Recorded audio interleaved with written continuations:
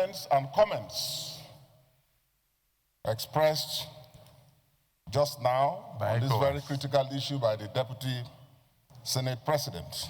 By ECOWAS. But on conveying the views and commendation of the ECOWAS Parliament as he has done. But, Mr. President, without prejudice to that, I have thought that with the communication of Mr. President, which has been read this morning, that we will discuss the validity and the appropriateness and add value to it. Because the whole essence is for that communication to be debated, for it to enjoy legitimacy, so that everyone in this country will know, and even outside will know. So now what I'm saying is that... Sorry, you are wrong. Sorry? The communication is for the Senate to give consent, for the President to act in line with the Constitution, not to debate. Mr. President. So the communication, whether you debate... We are saying the same thing. Can you listen also? No. You have to get, whether you debate or not, you still come to the question, will the Senate give Mr. President consent as requested?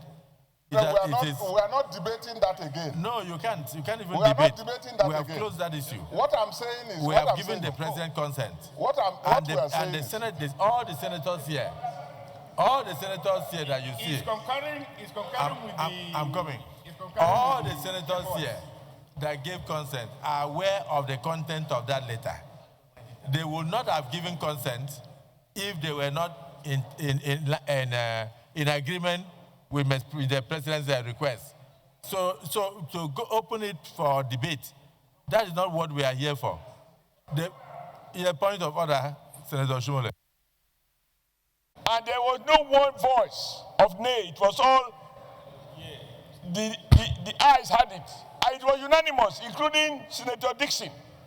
Once it is closed, Mr. President, you cannot reopen it. It is sealed in concrete. Our endorsement of the action is total. It is not open to further conversation. So I commend President Bola Ahmed Tinubu for acting properly in good faith and in the national interest. It could have been dangerous to have an unelected group in our borders near Lagos. That is where patriotism comes in. And we have voted in unison across the north, south, east, west to endorse the action. I commend the President. He has acted well, and I commend your leadership. I think this is your birthday gift, because you wouldn't have been able to celebrate birthday if by today we have an unelected group by our neighbor here. Yes, so we commend the President for what he has done. The Senate has endorsed it, and in my view, it is sealed in concrete. It cannot be reopened. Thank you, Mr. President. Thank you, but from what and Senator Shumole are on the same page. Exactly. The reality is that it was Senator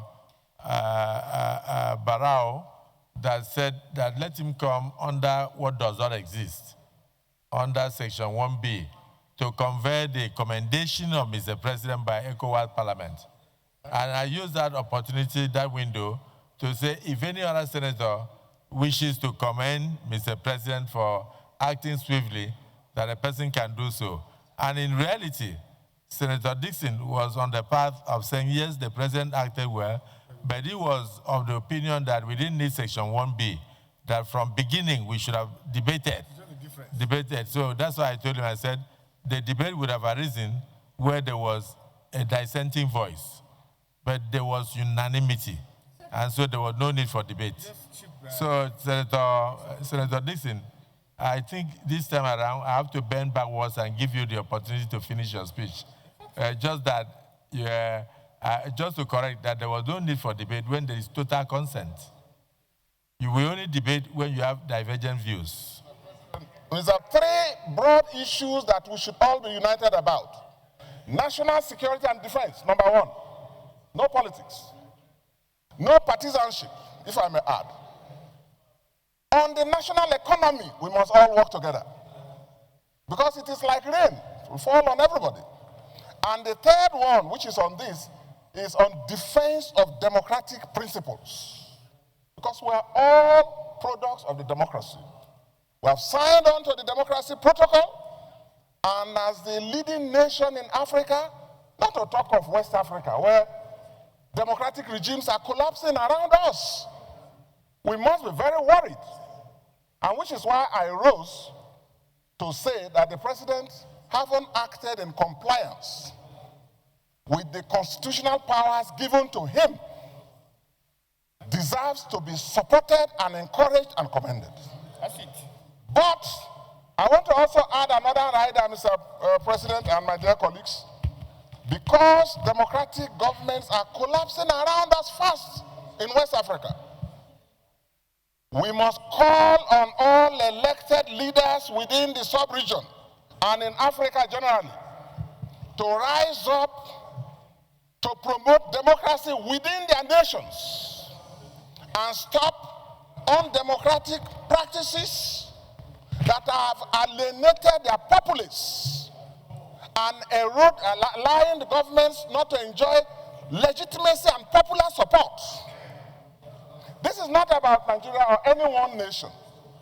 It could be true about all nations, whether you are talking of Guinea, Bissau, or Mali, or Burkina Faso, all around us. And now, just by our next door neighbor, Benin Republic, the president did the right thing by deploying national security assets to protect the democratic regime. But that's not enough, Mr. President.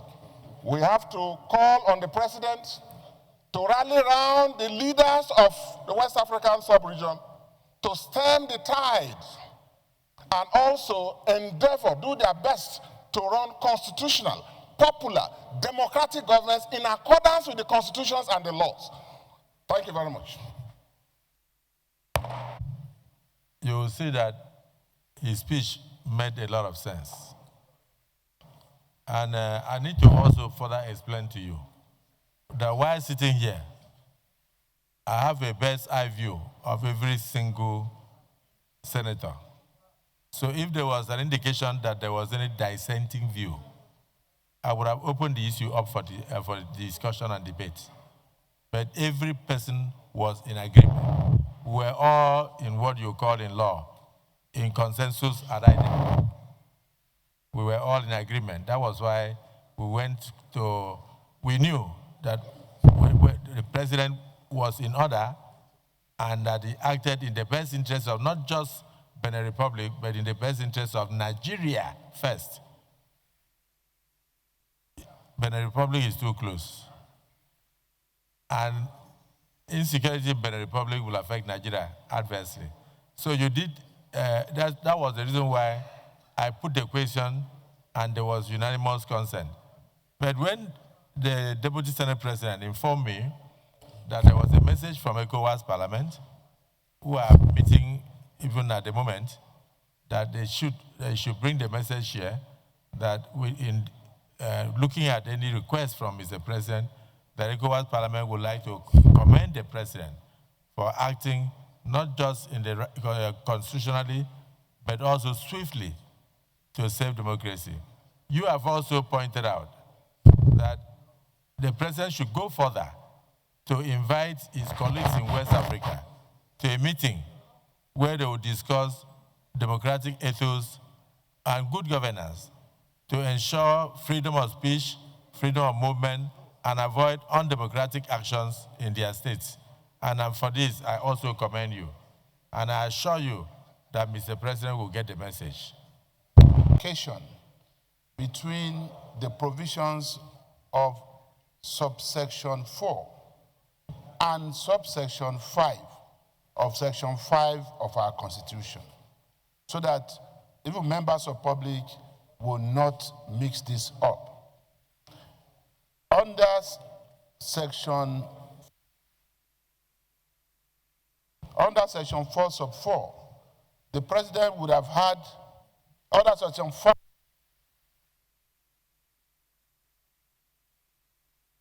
Mike, somebody's under section 5. Somebody's after you today. I don't know, sir. Under section 5, subsection 4, the president would have had to seek the approval of the National Assembly. And that would have required a joint sitting of the two chambers. And then we would have had to discuss the validity or otherwise of the president's request for our approval to go into war in any other place outside of Nigeria. However, subsection 5 of that same section 5 says, in the event of an urgent threat or imminent fear of our national security or threat to our national security, the president, working with the Defense Council, can deploy our troops for limited military operation, as was done in Benin Republic. And that, having done that, the president would have to, within 7 days, seek the consent of the Senate. Now, not of the National Assembly, of the Senate. And that the Senate will have 14 days within which to grant such requests by consenting to what the president did. And today, what we have done was to respond in compliance with the provision of section 5 sub 5, because the president requested for our consent on what was done in Benin Republic. I just want to thank all our colleagues for speedily, giving their consent, for not even waiting for 14 days to do this, because this is in tandem with the thinking of well-meaning Nigerians that democracy should not be endangered, in Africa and in West Africa specifically. So I just want to thank you. And with that, Mr. President, may I also join in commending, Mr. President. And if I have your permission, I would like to move to the first order of the day. If you can just give one more senator the opportunity to also say something. But as you were speaking, I believe that the content of the Constitution is embedded in our bosom. The content of our Senate Standing Orders 2023 as amended ought to be embedded in our bosom. But some of our colleagues are yet to go through the standing orders. So sometimes I have to bend backwards even when we come through the wrong order. So I believe that they are still learning this one, but the Constitution they all know. So what you are saying is the reason why when I put that question, I waited and there was no single dissenting voice. That was impressive. So whatever the president has done, the Senate is in total agreement with the president. And then we believe that in any other circumstance, which we don't pray for, he should act likewise. Because already that means he's also protecting